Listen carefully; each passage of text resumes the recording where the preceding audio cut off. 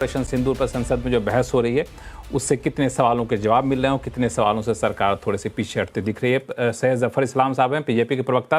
Break पे जाने से पहले जफर इस्लाम साहब, आपने देखा कि बहस के दौरान सवाल ये उठ रहा था कि यहाँ पे एक इंटेलिजेंस फेल्योर था, यहाँ पे सिक्योरिटी लैप्स था, इस पर कोई जवाब सरकार की तरफ से ठोस आ नहीं रहा है।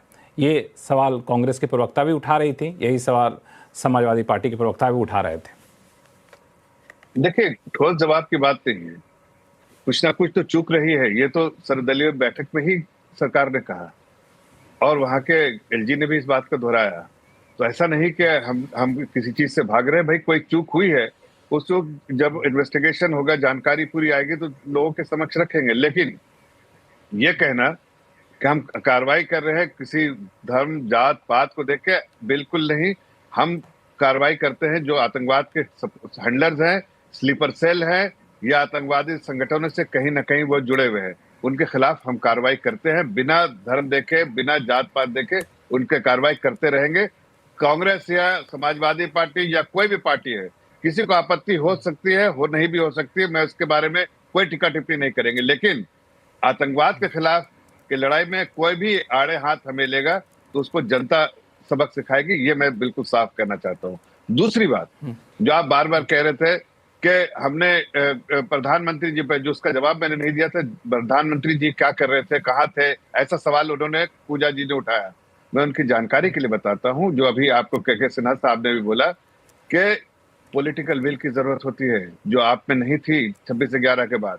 और पॉलिटिकल विल कैसे आता है? जब अपने सैनिकों को देश की जो सबसे जो इम्पोर्टेंट चेयर है वहां से उनको कॉन्फिडेंस मिले। तब प्रधानमंत्री जी ने तीनों सर्विसेज के लोगों को बुलाया और कहा, ये जिम्मेदारी आपकी है, आप से बेहतर कोई नहीं समझता, हमारी सरकार से आपको पूरी छूट है, जिसका जिक्र आज डिफेंस मिनिस्टर साहब ने भी किया सदन के पटल पे। और उस छूट देने का नतीजा आज देखिए, बिना कोई हस्तक्षेप नहीं था। नतीजा देखिए कि वहां एयरबेस को उड़ाया, वहां के आतंकवादी संगठनों के जो हेडक्वार्टर थे उनको उड़ाया और वहां की जनता को बिल्कुल क्षति नहीं की। इसलिए सिविलियन से हम पहले कहा था, सिविलियन को हम नहीं कोई क्षति पहुंचाना चाहते। ये हमारी बहुत बड़ी जीत है, ये पूरे दुनिया ने इस जीत को सराहा है। और उस पर कोई ट्रम्प साहब स्टेटमेंट दे या कोई और स्टेटमेंट दे, उसको उसकी महत्व नहीं है। जब आपके सदन पे आपके लिए सर्वोच्च का है, सदन के पटल पे जो आपके सरकार कहती है वो रिकॉर्ड में जाता है। ट्रम्प साहब आज है, कल नहीं रहेंगे, उनका खत्म हो जाएगा 2 साल बाद टर्म, लेकिन वो अपने आप जो भी कहते हैं उनके बारे में मालूम है। लेकिन जो सदन के पटल पे जो बात है, सालों साल थोड़ा सा इसमें जफर इस्लाम साहब, ट्रम्प साहब के बातों का थोड़ा सा हम लोग ज़्यादा गंभीरता से इसलिए भी ले लेते हैं। एक तो दुनिया के सबसे शक्तिशाली माने जाने वाले देश के राष्ट्रपति हैं, दूसरा ट्रम्प साहब से हम लोगों की दोस्ती बड़ी पुरानी है, बड़ी मशहूर रही है। देखिए, इस वजह से ट्रम्प की बातों को थोड़ा सा गंभीरता से लक्ष्मण साहब, बिल्कुल। देखिए, देश की विदेश नीति ऐसी होनी चाहिए जिससे देश के अपने हितों की रक्षा कर पाए। उसके लिए आप जिस तरह की भी पॉस्चरिंग करनी पड़ती है, आपको करनी पड़ती है अपने हितों की रक्षा करने के लिए। और अमेरिकन प्रेसिडेंट पावरफुल होता है। कोई अगर ये कहे कि भाई, कोई भी पॉलिटिकल पार्टी कहे यही देश, इस देश के लिए, दुनिया के किसी देश का, क्या अमेरिका और अमेरिकन प्रेसिडेंट पावरफुल है, तो ये उनकी नामसमझी हो सकती है। लेकिन यह बेतुकी बातें, लेकिन हमने अपने हितों से क्या कोई भी कॉम्प्रोमाइज किया नहीं किया। उनके मुंह पे भी जवाब दिया जयशंकर जी ने, और आज फिर कहा, ये रिकॉर्ड में है कि हमारी कोई बातचीत नहीं और कोई इंटरवेंशन नहीं, न कोई इंटरवेंशन हम कभी स्वीकार करेंगे। अभी कह रहे थे कोई इंटरवेंशन नहीं है ना, तो कोई इंटरवेंशन स्वीकार करेंगे। अच्छी बात कही, नहीं अच्छी बात है आशुतोष जी ने कही, और उन्होंने नेताजी के बारे में कहा, और हम उसके गर्व से कहते, स्वीकार करते हैं। अच्छा लगता मुझे, और ये बात को अच्छा लगता है जब उन्होंने कहा कि हमें कोई इंटरवेंशन नहीं मंजूर था, नेताजी ने कहा, और उसका स्वागत करते हैं। और उस वक्त भी करते थे और आज भी करते हैं और अब आगे भी करते रहेंगे। ये जो बात सही है, देश हित में है, देशवासियों के हित में है, और अपने जो हमारे लिए प्रिंसिपल होना चाहिए कि हम किसी और देश को हस्तक्षेप नहीं करने देंगे। अगर उसमें उन्होंने जिक्र किया है कि भाई चाहे चाइना हो, पाकिस्तान हो, चाहे कि इसमें कोई अमेरिका का हस्तक्षेप नहीं है, तो उसको मैं सराहता हूँ। यही पॉजिटिव अप्रोच उनको भी आज आज उनको भी देखना चाहिए जो आर्मी को कटघरे में खड़ा कर रहे हैं। यही पॉजिटिव हमारे आर्म अप्रोच फोर्सेस को देखना कटघरे में चाहिए, खड़ा कर रहे जो हैं, लोग सवाल यहाँ पे वो खड़े कर दिखना रहे हैं। चाहिए। जनता इसीलिए इनको दूर कर देती है। यही पॉजिटिव अप्रोच लेकर के शशि थरूर साहब सदन में उतरना चाहते थे, ऐसा कहा जा रहा है, लेकिन शशि थरूर साहब नहीं बोल पा रहे हैं, वो लिस्ट में है नहीं कांग्रेस की तरफ से। पूजा त्रिपाठी जी, क्या है मामला? ये भी बड़ा सुर्खियों में रहा संसद भवन के गलियारे में, शशि थरूर जी। देखिए सैयद जी, अभी पॉलिटिकल विल की बात कर रहे थे, तो पॉलिटिकल विल के बारे में याद दिला दूं कि 1971 में इंदिरा गांधी ने अमेरिकी राष्ट्रपति को कहा था, चाहे आप 7 बेड़ा लगाए या 70 बेड़ा लगाए, में उन्होंने 2 टुकड़े कर दिए थे पाकिस्तान के। और ये होता है पॉलिटिकल विल।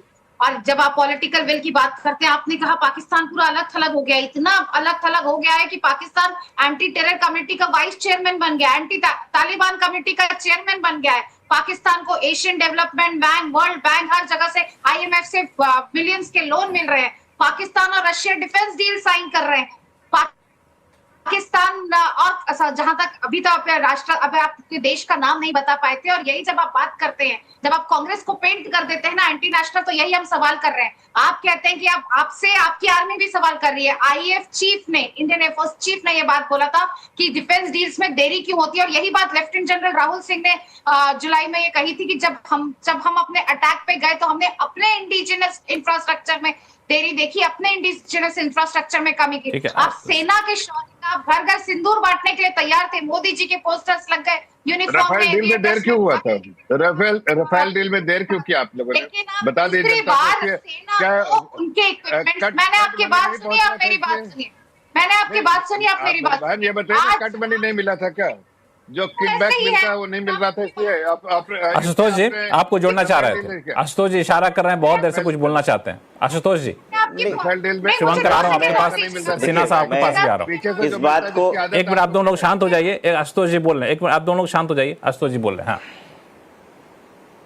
नहीं लक्ष्मण जी, देखिए एक बात को हम बहुत पहले से साफ कर दें और पहले दिन से बता दें कि जिस दिन ये घटना घटी उसके बाद से समाजवादी पार्टी और पूरा विपक्ष देश के प्रधानमंत्री के साथ खड़ा था, और किसी भी समय हमने कोई भी इंडियन आर्मी के ऊपर कहीं भी सवाल नहीं उठाया, और हम गर्व से कहते हैं कि इंडियन आर्मी ने एक सटीक काम किया और इस पर हमें गर्व होना भी चाहिए।